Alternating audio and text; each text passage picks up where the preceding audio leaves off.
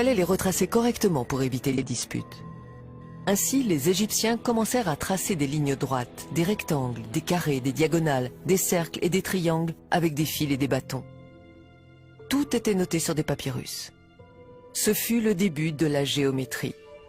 Ils comprirent un fonctionnement fondamental de la nature. Tout est fractionné ou assemblé en petites unités égales. Cette constatation va leur servir tout au long de leur découverte. Il leur fallait aussi une unité de mesure pour bien délimiter les parcelles. C'est bien de faire de la géométrie, mais il faut mesurer les lignes. Ils pensent au pied du roi. La longueur du pied du roi peut être utilisée comme étalon. Cet étalon sera multiplié et distribué dans tout le royaume. Ils essayèrent les pieds, les bras, les jambes, les coudes du roi, mais il y avait un problème. Cette unité n'était pas fixe. Le problème était réglé pendant son règne, mais tous les rois n'avaient pas la même taille. Le roi suivant voudrait sûrement qu'on utilise son pied ou son coude par jalousie. Dans les collines, en attendant le recul du Nil, les Égyptiens réfléchissaient et cherchaient une solution au problème. Il fallait que cette unité de mesure ait une longueur fixe dans le temps, si possible, qu'elle ne change jamais.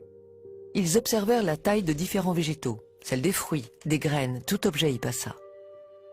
Mais tous ces objets n'avaient pas de taille fixe. Par exemple, si on arrosait bien une graine, l'année suivante, sa taille changeait. Et sur des longues distances, la différence devenait vite importante. Tout d'un coup, ils ont eu l'idée de mesurer l'eau. Oui, l'eau douce du Nil. Ils mesurèrent une goutte et ensuite une autre. Elles avaient toutes la même taille. Du bas Nil jusqu'au haut Nil, les gouttes avaient la même taille.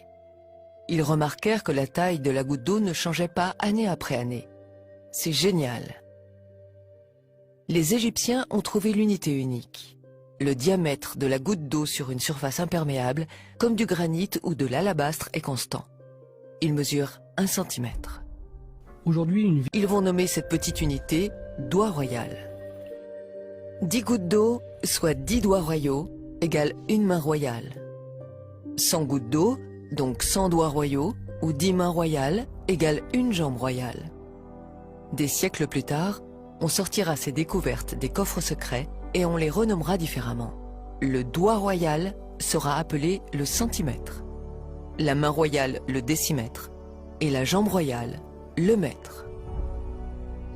On les présentera comme des découvertes récentes et on se les appropriera made in France. Le diamètre de la goutte d'eau douce mesure ce qu'on appelle aujourd'hui 1 cm.